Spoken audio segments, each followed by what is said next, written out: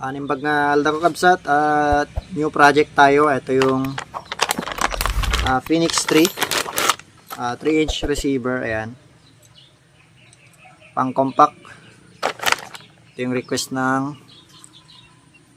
papagawa sa atin, pero kulang pa tayo ng grip at saka silencer. So susunod lang natin yun. Bale, ito lang muna yung assemble natin ngayon, para matesting na rin natin. Ang tank natin ay 0.30 liter. So ito yung ginagamit pa rin natin na size. Ayan, para compact. Sa mga nagtatanong pa rin kung saan tayo kumukuha ng ganitong receiver, ayan, check nyo yung link sa description. Ayan, dito mismo yung shop. Ayan, Lazada, para makita nyo yung price range.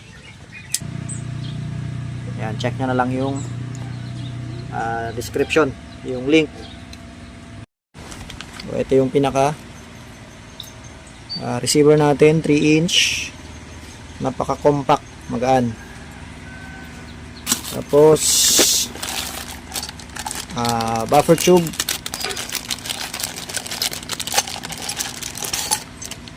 ayan, buffer tube natin. Round bottom na aluminum tank, may kasama na siyang o-ring. Ayan, may kasama ng o-ring. Taiwan reg, ito yung version 3.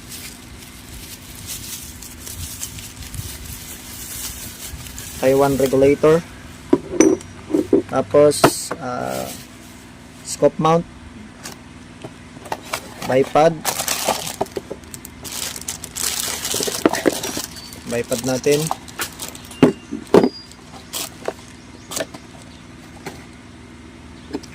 Ito yung kanyang buttstock. So combination siya ng brown and black. Tapos scope natin BSA. Yan.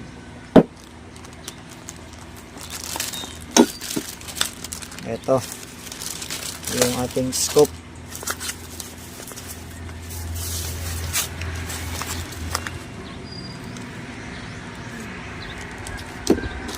Tapos barrel natin ay 17-inch DBB.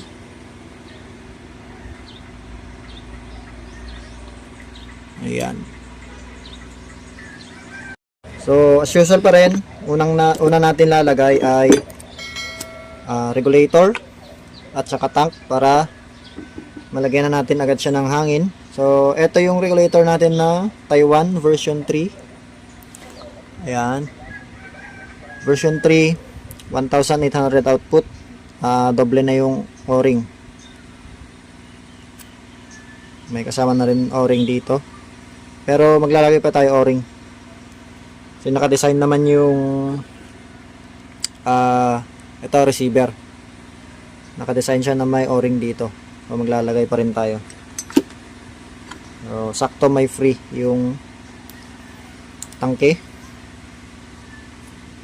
Tapos oil, wag masyadong marami, yung saktong sakto lang na lagyan natin pampadulas.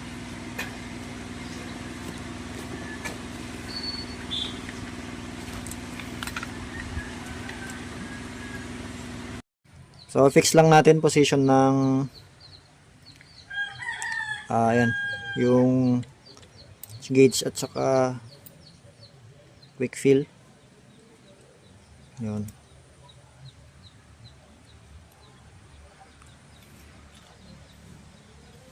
Tapos igbitan natin.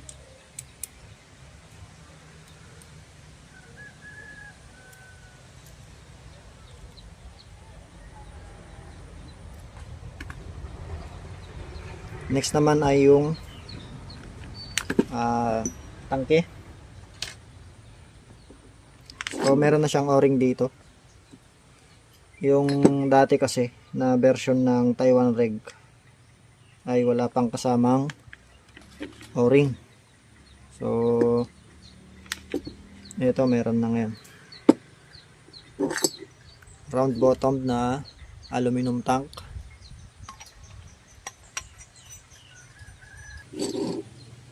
Yun. Next, itong ating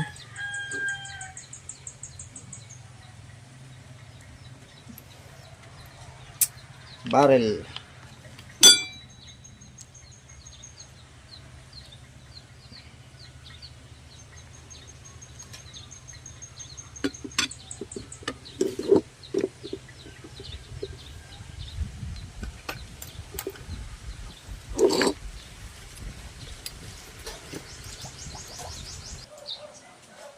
So, kargaan muna natin ng hangin para matesting natin kung may leak. Ayan, so may laman tayo na 800 PSI. So, yun lang muna yung karga natin. Chinek lang natin kung may mga leak. So, ayos naman. Walang leak. Tapos, tuloy na natin dito sa kanyang buffer tube. Wait, kalimutan ko. Higpitan muna natin yung nandito sa likod para sigurado. Yan. Saka natin ilagay yung kanyang buffer tube. Yan. Tapos higpitan natin ito.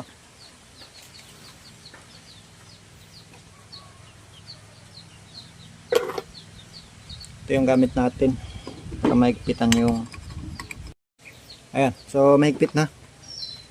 Pwede na natin ilagay yung kanyang buttstock.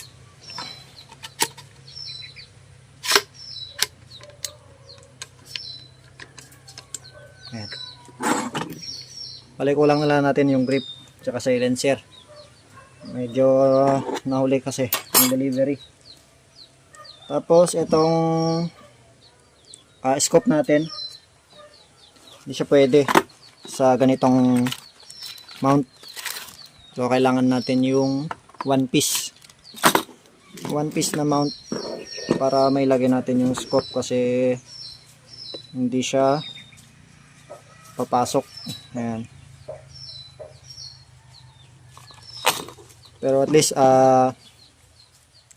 na-assemble natin to. So kakargahan na lang natin ng hangin hanggang 3,000. At bale, ito na yung outcome. So next video natin, gagawa na lang natin siya ng silencer. Siguro mga 6 or 8 inch na silencer. Ayan. Tapos ito, antay na lang natin dumating yung one piece na ano nito, scope mount. Kasi hindi pasok dito yung ganitong mounting. Ayan, masyadong maliit.